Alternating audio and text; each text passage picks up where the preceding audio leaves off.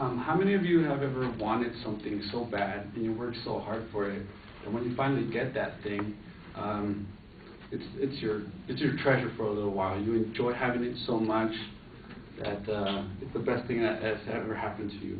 Like whether it be like a new video game or a new phone or that new car you've wanted for such a long time. A quote by Maya West says, "Too much of a good thing can be wonderful."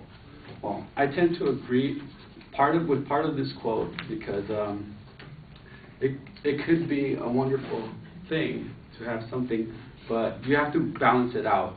Like for example, if you get that new video game, once you have it, you want to play with it 24/7, non-stop, because it's a great video game. It's got great graphics and everything. It's wonderful for a while. After a week or so, you might get tired of it or just continue to play it with it, but it can affect you in a negative way, even though it's a good thing, because you might spend less time with your family or you might spend less time with your friends because you're playing the video game constantly. So too much of a good thing can be either good for you or bad for you. It depends on how you balance it out. If you find that balance, it'll be more good than bad. So the quote by Maya West can either be a good thing or a bad thing. It depends on if you find that correct balance. That's it.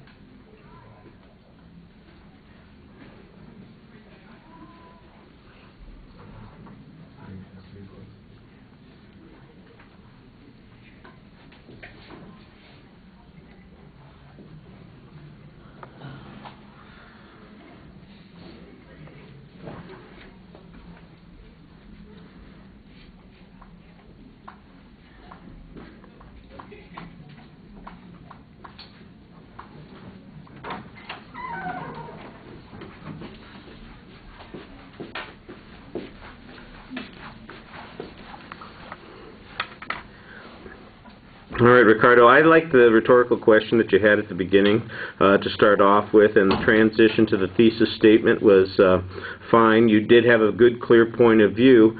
Once you got there, though, I think you got stuck because you just have the one example that you're going to talk about, and that's about as far as you go with it. The one example is pretty good. I mean, you got a little bit of detail in there. You've got us visualizing some of the things that would go on, but there have got to be some other things that could apply to this point as well, and they don't necessarily just have to be things. It could be, something in your life, everything going well, having the right person in your life, your job, something like that. There are other things that I think could illustrate the point about why it's important to have balance too, because that's really your thesis. So you did okay with the balance thing on the video game, but I think that most people, they'll give a better speech in the car on the way home, and you're going to think, oh, I could have said that, I could have said that, I should have talked about this kind of thing, and those ideas will occur to you after you've done the speech. That's just one of those things that happens.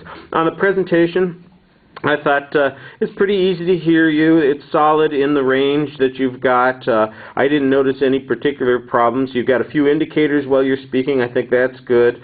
Your facial expressions are animated, but maybe a little bit more variety.